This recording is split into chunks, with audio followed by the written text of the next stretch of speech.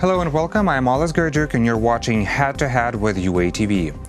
Guilty of high treason and aiding in implementing an aggressive war on Ukrainian territory for this 13 years in prison. This was the sentence handed down to Ukraine's ousted president Viktor Yanukovych, who is still in hiding in Russia. To have a detailed conversation on the issue, we welcome to our studio today Oleh Horbachov, international lawyer.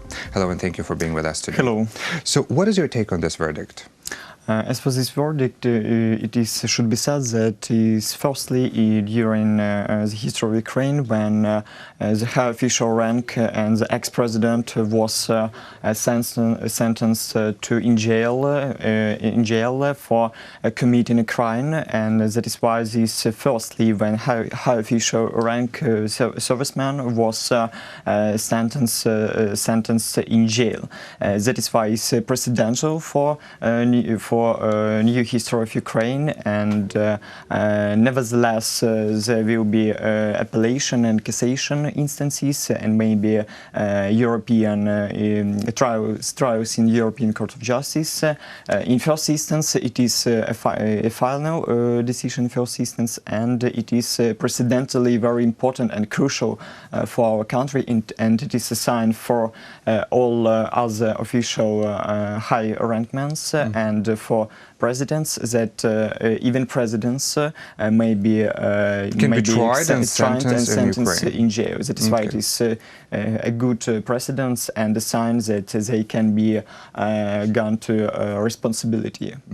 So this is the good sign for Ukraine's judiciary system, but from what I understood, you said that we are awaiting for the appeal from Yanukovych's lawyers, yes? And lawyers, then this means that this process is gonna have this indefinite term, so we don't know for how long is it gonna last. So according to Ukrainian procedural code, there is a time for 30 days for filing a statement appeal, and the lawyers of Yanukovych yesterday told that they were going to file a statement and appeal, and then there is a prescribed cassation procedure, and when all the national means of procedure would be exhausted, there is a prescribed procedure of filing an appeal to European Court of Human Rights, and that is why it will be a very long process, and maybe it need much more time in order to Ukrainian society and all Ukrainians were the witnesses when this verdict will be final and will not be appealed, never appealed. Well, let's see how the situation is going to unfold. Let's just remind our audience that Yanukovych cannot be imprisoned right now because he was tried and sentenced in absentia because he fled to Russia. And let's just remind to those who do not know or do not remember that Yanukovych was tried for appealing to Russian President Vladimir Putin with a call to send Russian troops to Ukraine. And this evidence was recognized by the court, and because of this he was stated being guilty. So 13 years for state treason, but there was one more sentence, 12 years for... Would you help me? Yes, he was sentenced for two crimes. The first crime was state treason, and the other is abetting and aiding in unleashing and conducting aggressive war against Ukraine. These were two crimes. For first crime, state treason is prescribed a sentence for 13 years, and for the other crime as abetting in conducting and unleashing aggressive war is prescribed crime 12 years. But these crimes are not plus, they are not summed, and that is why the much more longer sentence, 13 years, it should be recognized as a final sentence. As the final sentence. Yes, that is why he was sentenced to 13 years. But the maximum penalty for the state treason, according to Ukrainian legislation, is 15 years, and the prosecutor's office was requesting the most severe term, this 15 years. So why is the sentence softer, in your opinion? Yes, the court recognized recognized as mitigating circumstances that Viktor Yanukovych was under the influence of Russian authorities, and that is why he didn't realize that the final aim of the Russian authority was the annexation of Crimea. That is why these circumstances was recognized by the court as mitigating, and moreover, the other mitigating circumstances was that positive characteristics was given to Yanukovych by the former high-ranking officials, Anna German. But as far as I know, well, Anna Herman was involved in his team. She was doing the same that he was doing. But the court dismissed the charge of aiding deliberate acts with intent of changing state borders, and because Yanukovych kind of didn't know that Russia's hidden intention to occupy Crimea. As far as I understand, that was the reason for dismissing this charge. But I cannot understand why, when taking into account that he is guilty in two crimes, in two severe crimes, he's being sentenced only to 13 years out of 15, basically. Yes, the prosecutors, according to the position of Obolonsky Court Collegium of Court Servicemen, the prosecutors didn't give evidence that there was a legal bound and legal connection with his intention to change the borders, and that is why, as we knew, the position of prosecutors that maybe they will be give a statement of appeal, and in court of appeal they will try to prove that he intended to change borders. Try to prove that he was guilty also for change of state border of Ukraine and territorial integrity of Ukraine.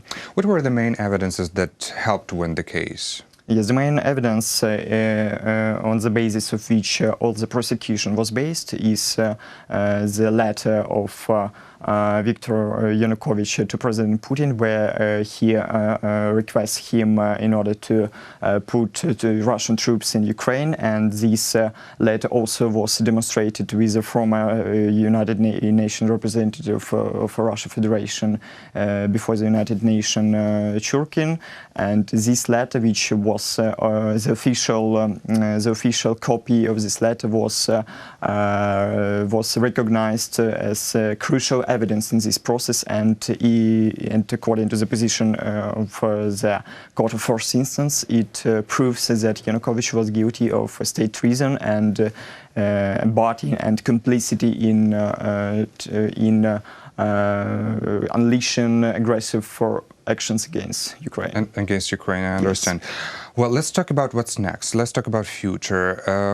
If the sentence will be finalized after all the appeals and stuff, whatever Yanukovych's lawyers are going to come up with, meaning the ideas of their defense strategy, what are the chances to execute the ousted president? Everybody should understand that nowadays Yanukovych resides, due to the fact that Yanukovych resides nowadays in Russian Federation, and Russian Federation didn't fulfill any procedures of extradition, and prosecutors requested Russian Federation in order to extradite Yanukovych, but they didn't fulfill. And then we can make a conclusion that when the authorities in Russian Federation didn't change, Yanukovych will be in Russia, and they, even if trial will be final, even we will go through all the courts from courts of appeal, courts of cassation. Russia Federation didn't respond to our requests for extradition. So Russia will not extradite, as well as for other high-ranking officials of Yanukovych ex-presidency. They a lot of high-rank officials nowadays, as well while as Yanukovych reside in Russia, and they didn't recognize our responses and didn't give any reply. Of course, if we request extradition, they will not extradite him. But what if this sentence give us some other opportunities to add Yanukovych's name to the Interpol wanted persons list? Could it help, for example, when Yanukovych tries to go somewhere from Russia? Yes, I don't know, to the seaside, and then he's being arrested somewhere in Singapore? Yes, if the trial finished and if we would be the witnesses of final court decision, this is a legal base in order to extradite Yanukovych, even if he will be in that country with which Ukraine has a bilateral treaty for rendering legal aid. And according to this legal treaty is provided, when it will be provided the possibility of extradition, that is why such a country is obliged to respond to our requests for extradition. And the very last question to ask, if this sentence cannot be executed now, can it possibly help in introducing more severe sanctions on Yanukovych? Yes, and moreover, there is another criminal case against Yanukovych for shooting on Maidan, and this case prosecutors finish pre-trial investigation, and in future, maybe in 2019, it will be go to trial, this case. And furthermore, the president of taken to responsibility of Yanukovych, and this yesterday's court decision is a good example, a good sign for all other politicians that for their actions, for their unlawful actions, they can be held to responsibility. Well, let's see how the situation will keep unfolding. Thank you so much for being a guest today in our studio. Thank you. That was Oleh Horbachov, international lawyer. Thank you for watching Head to Head. I'm Oleh Horbachov. Goodbye.